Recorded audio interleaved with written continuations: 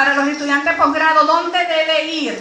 A los gastos del profesor. Se acaba de aprobar una segunda convención colectiva de trabajo y en este momento al profesor se le va a pagar con sueldos del año, bueno, sueldos anteriores, porque no se le hizo ningún incremento a los estudiantes. Es decir, ese incremento empieza a regir a partir de enero. Eso por una parte. Díganme ustedes, en la situación económica que tenemos ahorita, ¿qué es lo que tenemos primordialmente? Resolver las necesidades básicas de la casa. Es decir, que hay que pensar que va a haber disminución en matrícula de posgrado. Yo no creo que la gente venga corriendo con ese incremento a inscribirse en posgrado. Y la segunda cuestión, ustedes saben que eso se mide en unidades tributarias y que aquí la unidad tributaria aumenta en febrero y cuidado con que ahorita no nos las aumenta en enero. Es decir, que esos programas van a tener dos tipos de incremento. Entonces hay que pensar también en el participante. Ese participante realmente cuánto va a poder sacar dinero para sus estudios, para continuar su formación docente. Tenemos otra situación, tenemos un gran número de exonerados en posgrado. ¿Quiénes son exonerados en posgrado? Nuestros propios profesores o los profesores de la universidad. Ese es un derecho. Eso no se le puede quitar. Ahora no le pueden decir a un profesor, usted tiene que pagar los estudios aquí de posgrado porque no están exonerados. Eso sería una cuestión que va incluso contra la ley, porque eso está garantizado, incluso en la segunda convención colectiva de trabajo. Tenemos un gran número de exonerados. Teníamos 600 profesores entre lo que era financiamiento y lo que era exoneración. Financiamiento, logramos resolver esa situación con la tarjeta de crédito. Es decir, financiamiento eran aquellos profesores que no podían cursar estudios porque no tenían la parte económica y nos pedían que si le podíamos fiar el programa. Vamos a utilizar esos términos para entendernos bien. Bueno, eso se le hacía en unas cuotas y el profesor después probablemente abandonaba el programa y era muy difícil cobrar la deuda. Porque después que te vas, ¿cómo te cobro? Te cobro cuando te vuelvas a inscribir. Y a lo mejor pasaba 2 años, 3 años y el profesor era que retomaba los estudios. Ahora no, porque con la tarjeta de crédito el profesor paga. Y ya si se retiró, bueno, ya él se inscribió, ya él pagó, ya él se puede retirar y no afecta desde el punto de vista administrativo esa circunstancia. Y la otra cuestión que los financiamientos que se siguen dando, porque no le vamos a cerrar las puertas del posgrado a participantes porque no tienen cómo pagar, pero son muy pequeños, es decir, ha disminuido en gran medida ese financiamiento. Proyección para el año 2016. Bueno, estos son los ingresos ordinarios, lo que dice el gobierno, lo que acabamos de cargar. 35.268.417. Allá está el equipo que ayer terminó de cargar esa cifra. Ustedes dicen, pero ya va, si usted necesitaba 86 millones, ¿cómo cargó 35? ¿Dónde le están los otros 51 que le faltan allí? Para el gobierno eso es una resma de papel que en el mes de julio se compró en 3.200 sin IVA. El gobierno dice que eso cuesta 1.600. Y cuando nosotros metemos las necesidades allí, esas son las cifras que eso arroja. Eso no son las cifras que uno coloca. Eso lo arroja un sistema que tiene el gobierno. Fíjense ustedes piensan que se nos va a aprobar un presupuesto de 35 millones, que ya sabemos que no va a satisfacer las necesidades de los 86 millones porque sabemos que los precios no son reales. Pero no se nos va, con mucho, vamos a decir, optimismo, nos aprueben el 10% de esos 3 millones, no creo. Si vemos el comportamiento de cuáles fueron los aumentos del año anterior, no creo que eso sea así. Pero bueno, vamos a ver qué pasa, ¿no?, con este presupuesto que nosotros tenemos allí. Y para alarmarnos más y preocuparnos más, porque esto sí debería verdaderamente generarnos una angustia muy grande, en vez de optimismo, el gobierno decidió que él es el que va a hacer las compras. O sea, ya montó un sistema y nos dijo a nosotros, empiecen a decir cuáles son sus necesidades. Nosotros ahorita, todas las facultades son unidades administrativas desconcentradas, es decir, administran su propio presupuesto. para el año que viene no creo que podamos administrar nuestro propio presupuesto. Yo creo que el director de administración que esté allí, sea quien sea, va a tener que decirle al obrero, tú tienes ahí como irme a buscar una cajita de papel allá en el rectorado a ver si lo tienen, porque esa es la realidad. Es decir, el gobierno es el que va a hacer las compras. Hay un sistema ya montado y está en su fase ahorita beta, en su fase de prueba, pero ya se nos vio, se nos dieron instrucciones, ya el equipo trabajó en eso para pasar las compras a ese sistema, donde el gobierno es el que va a hacer las compras. Los ingresos propios de posgrado, como ya les dije, eso no se va a incrementar y somos optimistas que se va a mantener en ese 9.738.000. Aquí en los ingresos propios sí va a aumentar, porque se logró algo muy bueno para la facultad, y es que se tuvieran ingresos por los alquileres de los comerciantes. Ahorita hay 7 comercios que ya regularizaron su situación y firmaron contrato con la universidad. Y ese ingreso hasta el día de hoy está entrando a la cuenta CUGIE. Pero hay unas orientaciones que dicen momentáneamente que entre a la cuenta de la facultad, momentáneamente. No sé cuándo llegará que digan, no, ese ingreso tampoco puede ir a esa cuenta porque se firmó con la universidad, no con la facultad. Bien, yo les quiero en este marco de situación que le presentamos, que es bastante, como lo declaró ya el Consejo Universitario, emergencia financiera, presentarle unas medidas que no es que van a solucionar en un porcentaje muy alto lo que estamos presentando aquí como deficiencia, pero va a coadyuvar, va a hacernos, vamos a decir, capear aquí esta situación. Son las medidas que desde la Dirección de Administración, como ejecutora de un presupuesto, la Dirección de Administración no asigna presupuesto, la Dirección de Administración lo que hace es ejecutar un presupuesto que le llega, que ya les expliqué cuál era el presupuesto. Vamos a presentarles unas medidas .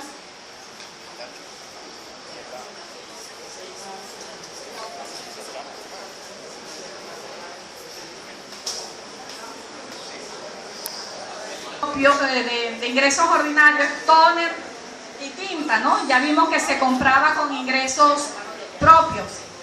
Y el papel, ya vimos que la primera remesa que nos llegó, casi toda la partida de 200, el monto de 255.000 se fue en papel en aquel momento, estoy hablando de mayo. Imagínense ahorita, ¿no? Entonces, la primera medida es reducción del consumo de papel y tinta. Yo, con mucho respeto, le voy a pasar estas medidas, que las tengo por escrita, al consejo, a los consejeros. No sé si me las aceptan. Que les pase. ¿Sí? ¿Sí las puedo pasar? Las voy a consignar, ¿no? Que las traje por escrito. A ver, sí, porque yo creo que es necesario aprobar este conjunto de medidas. La primera es reducción del consumo de papel, tinta y tóner. Hay que utilizar ya el correo electrónico.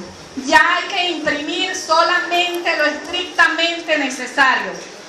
No se puede imprimir a color. Los logos cuando vamos a imprimir deben ser nada más los logos institucionales muy bellos. Ponerle a nuestro departamento, un logo del departamento, y poner ese fondo de agua a nuestro departamento, porque es un sentido de pertenencia con nuestro departamento, ¿verdad? Hacer ese cariñito, hacer ese diseño, pero no se puede imprimir en color, no se puede imprimir con fondo de agua.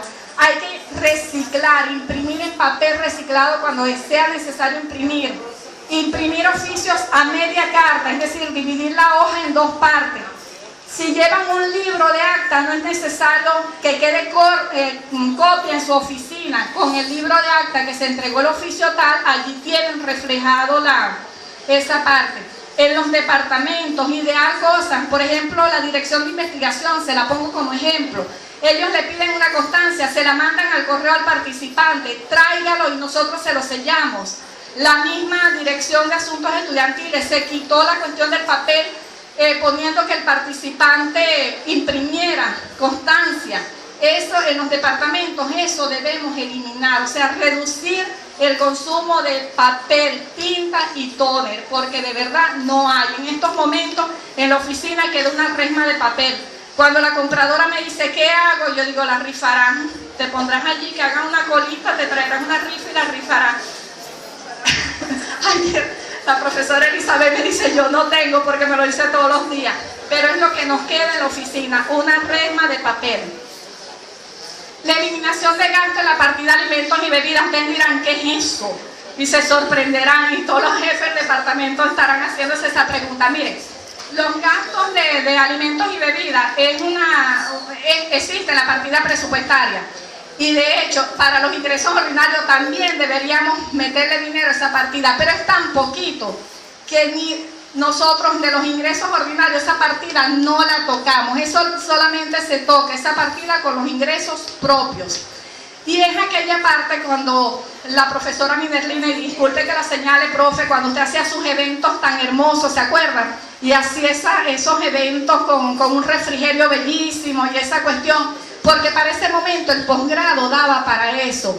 Allí era que iba, porque los ingresos de posgrado deben ser para satisfacer las necesidades posgrado. Y si un programa hace, ¿verdad?, un evento, lógicamente era bien visto que también utilizar esa partida. Eso se fue eliminando paulatinamente hasta el punto de que en algunos casos se daban unas galletitas y un café. Y muchos de ustedes se ríen porque saben que fue así. Que mire, un refrigerio, bueno, si le sirve unas galletitas ahí María y una por persona, un bichito, y un cafecito, es lo que le podemos ofrecer. Ya hay que eliminar esa partida definitivamente, porque primero café no se consigue, así azúcar no se consigue por ninguna parte, y galletas menos, es decir, la eliminación total de los gastos de la partida alimentos y bebidas. Tenemos aquí la reducción por concepto de kilómetros recorridos. Esa es una partida que se llama así, gastos por kilómetros recorridos. Eso se traduce en lo que se paga en taxi. ¿Y a quién le pagan taxi aquí? Porque todos nosotros nos metimos en autobús o en cola cuando no tenemos carro. No, estos son gastos propios de posgrado, sobre todo de Guanare y San Carlos. Y algunos programas de Valencia que el profesor viene de fuera. Entonces aquí se le paga el taxi. Mire, aquí me está pasando, Damaris, que un taxi para Guanare le está cobrando 25.000 bolívares. Aquí tengo los gastos de taxi. Es decir, no podemos seguir pagando en taxis. Hay que virtualizar los programas. ¿Pero por qué cobran eso? Porque no hay repuesto, no hay caucho, no hay batería. A duras penas hay taxis. A duras penas se consiguen taxis. Tú llamas a un taxi aquí de la facultad, inmediatamente te dice no. ¿Por qué te dice no? Porque cuando presenten la factura saben que una factura, el trámite administrativo de una factura, por lo más rápido se lleva 15 días. Y entonces prefieren decir no, estoy ocupado. O sea, hasta cuesta conseguir los taxis. No es lo que ellos estén cobrando, sino que hasta es imposible conseguir un taxi ahorita.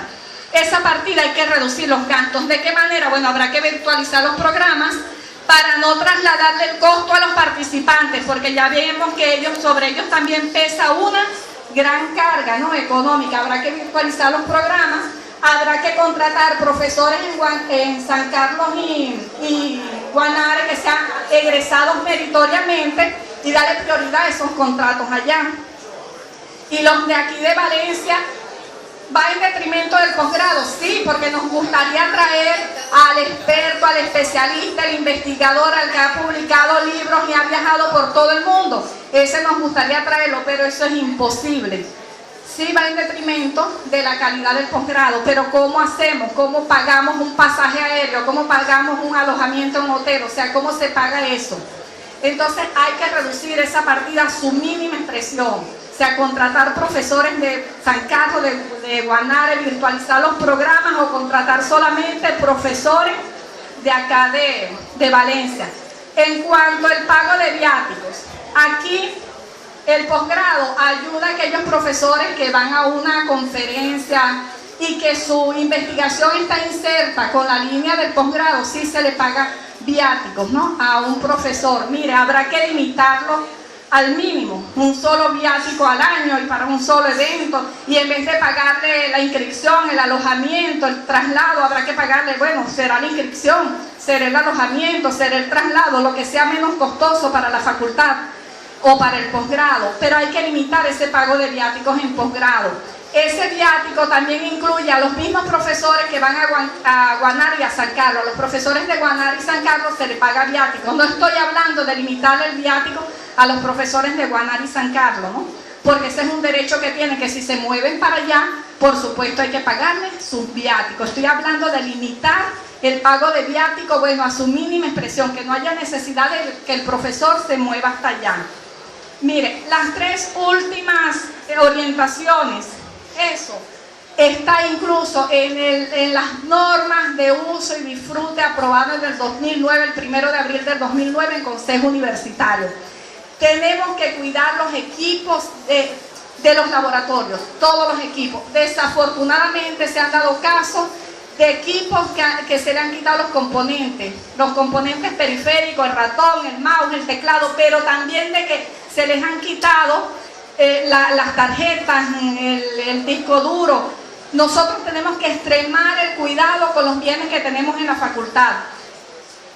Mire, y eso no es que ahorita por una medida de ahorro, es que también el gobierno acaba de aprobar la Superintendencia de Bienes Públicos. Modificó la Ley de Bienes Públicos el año pasado y creó una superintendencia donde cada uno de ustedes deben recordar que se les mandó de la Dirección de Administración a Oficio, donde decían cuáles son los bienes que tienen y cuáles son los responsables de uso de ese equipo, porque allí en esa superintendencia aparece cada uno de los que son responsables de ese equipo. Es decir, la ley me obliga a cuidar esos